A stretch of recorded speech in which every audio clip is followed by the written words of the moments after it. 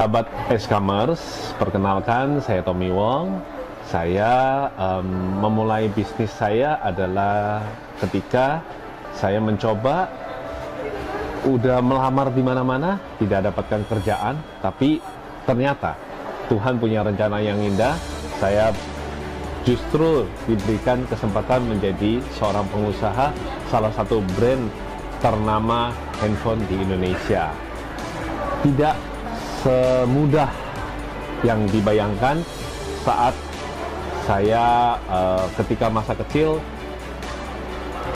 punya keluarga yang indah, lalu karena ayah mengalami kecelakaan, hidup saya berubah. Saya harus terjun ke jalanan, menjadi preman jalanan, menjadi anak penjual koran, yang dimana kalau misalnya setoran kurang, entah itu rokok yang disundutkan, entah itu pensil yang dipatahkan, tapi yang jelas semua proses sakitnya pensil yang ditancapkan ke dalam jari saya membuat saya menyadari bahwa hidup ini memang tidak semudah teori.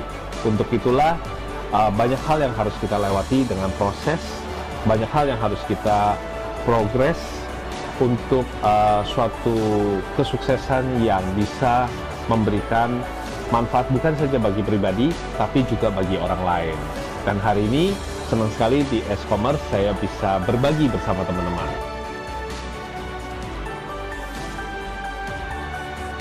Saat saya sudah menjadi pengusaha, tentunya saya tidak berhenti belajar, dan saya ada menyempatkan diri meluangkan waktu untuk belajar, itu baik dari buku, belajar itu dari seminar, maupun belajar dalam komunitas.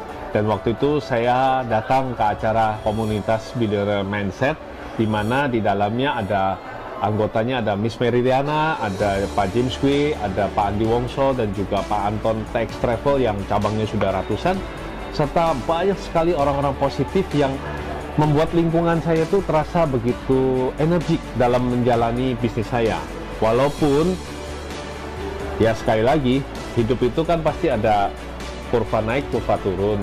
Saat saya mengalami puncak sukses, di saat itu pula Tuhan berikan kesempatan yang indah bagi saya untuk merasakan kembali titik terendah dalam hidup saya.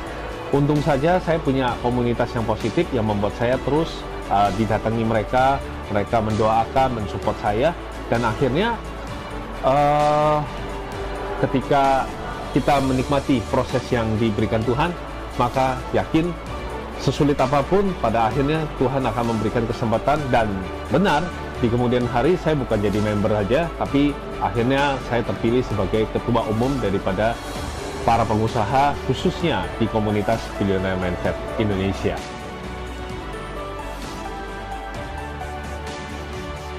Victorindo Group itu bermula dari mimpi besar seorang anak jalanan yang waktu itu saya jadi kuli panggul di salah satu pusat pembelanjaan, yang terakhir kali itu adalah tempat pembelanjaan itu bukan jadi tempat pembelanjaan yang umum ya, tapi menjadi tempat ramai sekali para pedagang ponsel jualan. Dan waktu itu sih saya membantu ibu saya sebagai kuli panggul untuk pakaian bayinya, dan dia momen itu sih tak terlupakan karena ibu saya tidak kuat untuk membayar kuli panggul, jadi saya yang harus jadi kuli panggulnya. Dan saya melihat ada pengusaha yang keluar dari toko handphone dan dia memflipkan handphonenya, tarik antenanya. Saya pikir, wow, enak sekali ya jadi orang kaya gitu ya. Saya ingin berubah nasib, tapi ya mau bagaimana, kondisi saya seperti itu. Saya memberanikan diri. Mungkin ini adalah sharing pertama saya, how to ketika kita mau mencoba berwirausaha atau mau berbisnis. Seringkali orang bertanya, bagaimana saya mau usaha tapi saya nggak punya modal. Jangan seperti itu. Coba Anda pikir, Tuhan selalu taruh modal di dalam diri kita. Kita bisa memperkuat skill kita dengan apa? Kita itu bisa belajar. Waktu itu saya datengin toko handphone dan saya bilang, saya mengajukan diri, saya kerja di sini, paruh waktu, gajinya separuh daripada karyawan yang ada, tapi jam kerjanya 2 kali lipat. Dan benar, pemilik toko itu bersedia terima saya. kapan lagi ada penawaran seperti itu? Singkat cerita, karena kita punya impian, kita punya kemampuan, dan juga kita mau belajar, saya jadi punya satu skill untuk menguasai bidang penjualan, khususnya ponsel dan juga aksesoris. Dan bos saya percaya kepada saya, suatu hari saya diputuskan untuk menjadi manajer, kemudian bergerak jadi general manager.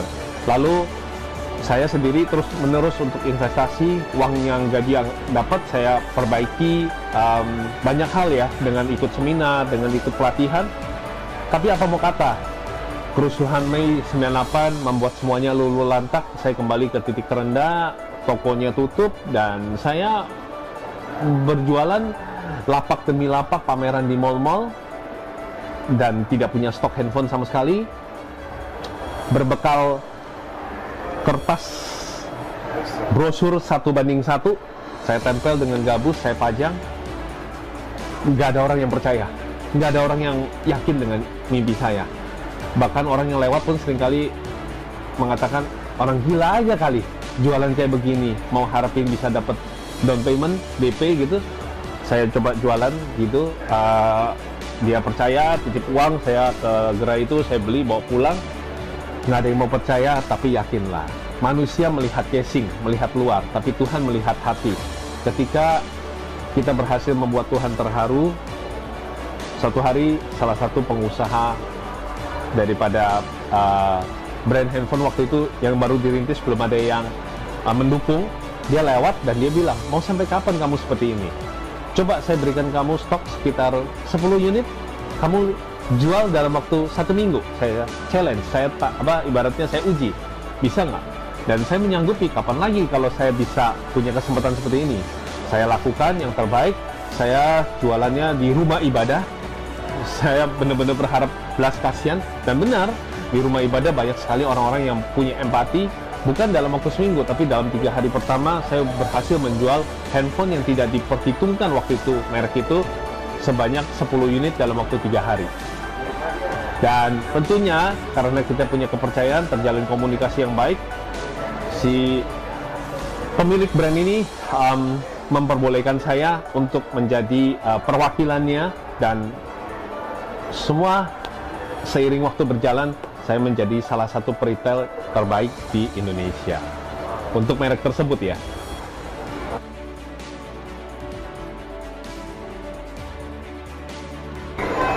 Ya, dalam hidup ini kan ada fasenya, kalau kita kadang-kadang lupa bersyukur, kita akan lupa. Jadi kita akan mengeluh. Padahal saya sarankan buat teman-teman, sekali-sekali coba deh, kalau wisata itu jangan ke mall, jangan cuman jalan-jalan gitu ya, ke pulau-pulau atau apa, tapi coba jalan-jalan itu sekali-sekali ke rumah sakit. Dan Anda nanti lihat grafiknya, orang-orang yang mau meninggal itu mereka cenderung senang yang dengan yang kurva yang naik turun, ataukah mereka senang dengan comfort zone yang ibaratnya titiknya itu lurus saja tir.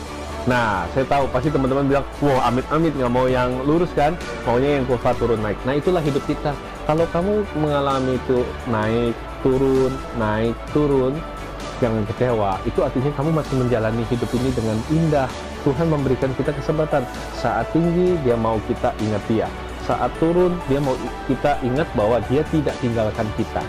Jadi, kalau dikatakan kapan Kotomi mengalami titik terendah tentu dengan hilangnya ayah saya, kepergian almarhum, kecelakaan, saya jadi anak jalanan, kemudian saya sudah jadi pengusaha dikhianati partner bisnis, saya terjatuh. Mungkin sebagian teman-teman juga udah ada yang tahu di YouTube kisah saya nggak perlu ceritakan ulang, tapi pesan moralnya adalah bahwa saat saya terjatuh di titik terendah, saat itulah kita menemukan arti teman sejati. Saat itulah kita punya waktu dekat sama Tuhan, sangat dekat sekali. Dan saat itu adalah momen terindah di mana kita jadi tahu Tuhan punya rencana yang jauh lebih indah, jauh lebih besar, karena dia tahu bahwa dia tidak mau kita hanya dalam comfort zone kita. Dia mau kita progres, bahkan bisa jadi rebound untuk suatu tujuan yang lebih indah lagi. Gimana sih caranya kita untuk menjaring target pasar konsumen. Pasti kan kita awal bisnis kita nggak tahu target pasarnya siapa gitu. Oke. Kalau dari pengalaman, Kotomi bisa bagikan tiga hal. Semuanya pakai hati. Ya, jadi kalau bicara hati, teman-teman pasti suka deh ya. Kita ini punya hati nurani. Kalau berjualan, hati-hati. Karena konsumen juga punya hati. Maka kalau kamu mempertimbangkan hal ini, kamu akan mencari produk kamu itu yang mana yang akan memberikan keuntungan, kebaikan bagi customer kamu. Ketika kamu sudah mulai memikirkan ke arah situ, maka semesta ini akan mendukung. Karena kamu mau melakukan suatu kebaikan.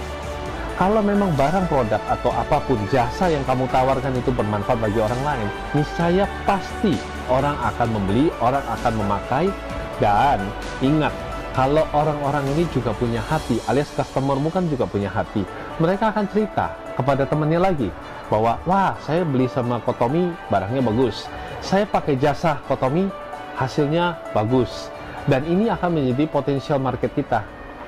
Terus kalau misalkan kan sekarang udah mulai ke online nih kok, Ya.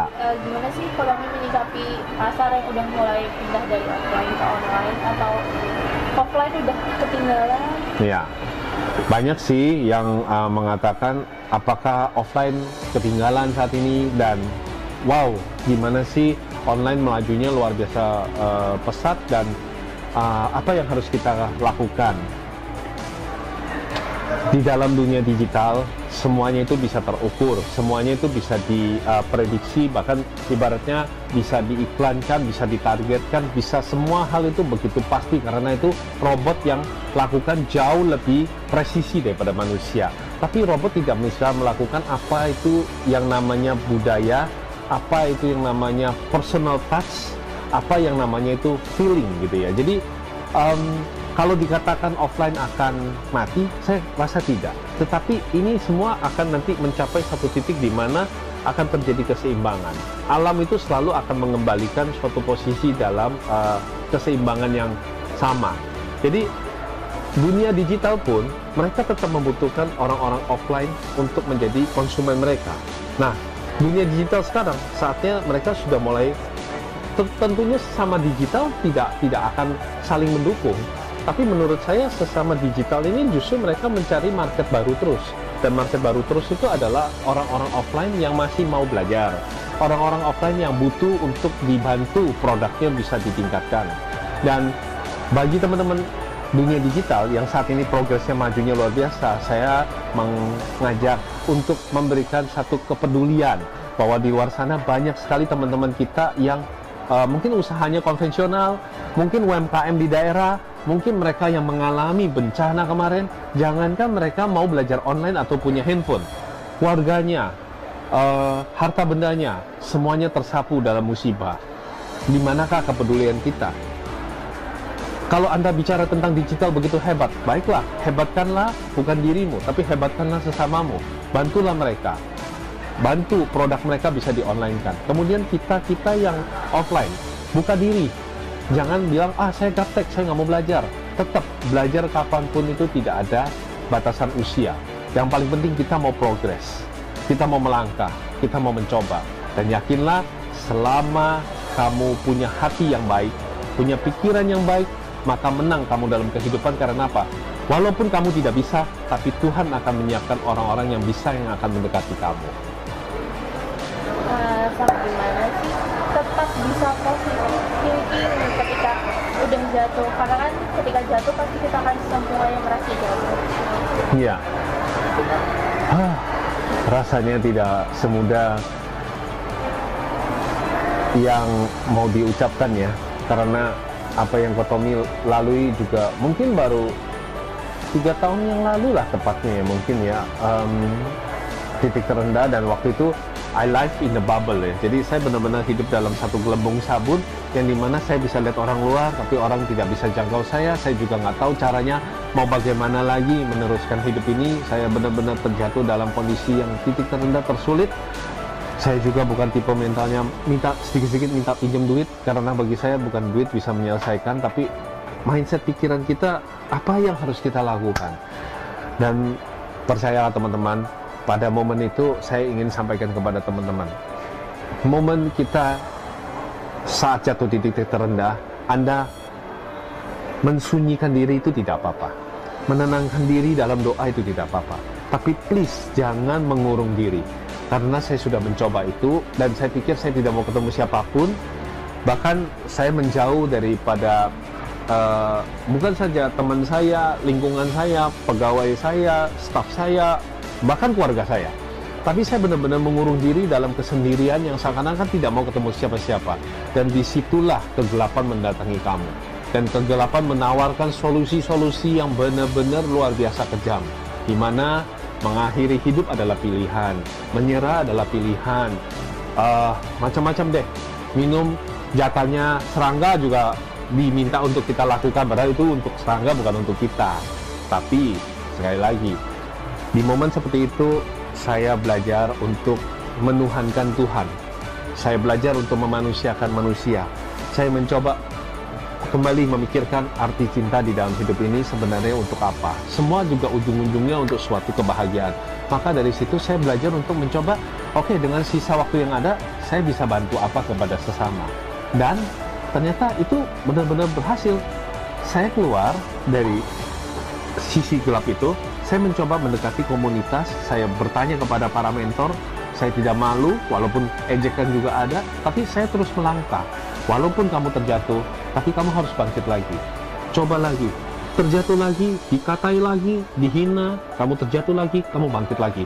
Karena apa? Progres kamu jatuh, bangkit, jatuh, bangkit. Selama kamu mau maju, ini titik bahagiamu ada di sini, ibaratnya. Titik bahagia kamu ada di sini, menunggu. Kalau kamu terus melakukan ini, suatu saat, toh kamu akan sampai juga di titik bahagiamu. Dan saat kamu mencapai titik bahagiamu, kalau Tuhan angkat kamu, semua hal akan, dalam waktu singkat, semua akan kembali dengan begitu indahnya. Dan saya sudah membuktikan itu. Dalam 2-3 tahun, saya kembali rebound, bahkan, ya, memang sih, kalau secara materi kita ada yang hilang, tapi kita akan mendapatkan hal yang jauh lebih baik lagi. Dan progres itu membuat yang namanya materi, jabatan, dan semua akan ditambahkan kepada kamu ketika kamu sudah punya mindset pola pikir yang baik. Di mana tempat itu kita bisa bertanya di komunitas, di ibaratnya tadi e-commerce ini ya, juga wadah yang bagus. Kita bisa belajar juga dari YouTube, dari Google, apa saja yang positif. Yang penting pesan saya adalah satu, jangan pernah sendirian dalam zona yang negatif. Gitu.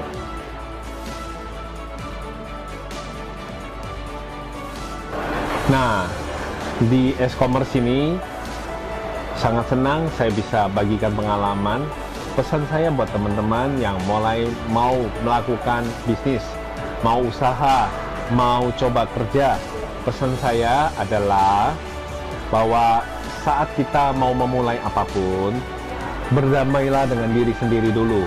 Jadilah diri sendiri, karena seringkali di dalam kelemahan kita justru Tuhan menaruh kelebihan kita, menaruh keunikan kita. Karena manusia itu nggak ada yang sama. Kamu adalah pribadi yang istimewa. Jadilah dirimu sendiri. Berdamai dengan diri sendiri itu sangat penting. Kedua, kamu harus bisa menemukan tujuan daripada hidup kamu itu apa. Kalau tujuannya bahagia, kenapa tidak bahagia hari ini? Kenapa tidak bersyukur saat kamu bisa nafas saja, kamu sudah bersyukur? Kotomi bisa sampaikan bahwa anjing yang hidup lebih baik daripada singa yang mati. Jadi, ini makna yang sangat dalam.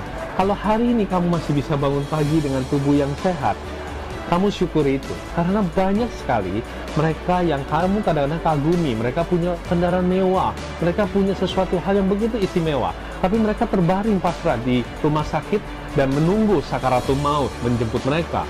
Dan mereka mau loh tukarkan semuanya itu dengan kamu. Nah, pertanyaan saya, apakah kamu mau? Semua harta materi yang labeling sosial itu kamu lihat di media sosial begitu indah, ditukar dengan hidup kamu. Mereka mau. Apakah kamu mau? Yang ketiga, saat kamu mau kerja, saat kamu mau usaha, cobalah berpikir untuk menguntungkan daripada klien kamu, menguntungkan pimpinan kamu, menguntungkan customer kamu. Kalau mereka diuntungkan, mereka ibaratnya diuntungkan artinya mereka itu dibahagiakan. Apa yang kamu jual, apa yang kamu jasakan itu bermanfaat, pasti kamu akan ada di jalannya. Dan ini masuk di poin keempat, jari manis. Jari manis ini adalah cintailah keluargamu, bahagiakanlah keluargamu, maka berbahagialah hidupmu. Jangan bahagiakan egomu. Karena dari pengalaman bisnis saya menjadi nomor 1 pun, saya mengalami yang namanya hampa. Tapi ketika saya bisa datang ke rumah yatim piatu, saya jadi ketua komunitas, saya tahu rasanya mereka yang kehilangan. Saat kemarin kita tahu di Indonesia ada musibah di Palu, ada musibah di beberapa tempat, itu mereka suaminya bangun saja, istri dan anaknya sudah dibawa oleh laut. Saya sebagai ketua komunitas, saya jadi tahu bahwa hidup tidak semata-mata materi, tapi tentang apa yang kita bagi.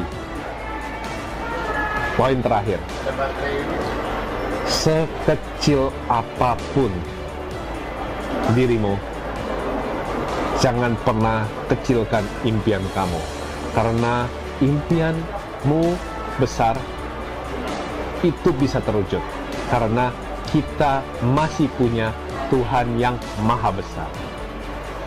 Demikian dari saya, semoga apa yang saya sharingkan kali ini di S-Commerce bermanfaat bagi teman-teman sekalian, dan nantikan kehadiran saya di event bersama S-Commerce yang akan ketemu langsung dengan kalian semua. Semoga apa yang saya sharingkan melalui wadah ini dan juga di dalam sesi kita jumpa nanti akan memberikan manfaat yang lebih banyak lagi bagi teman-teman semua. Sampai ketemu.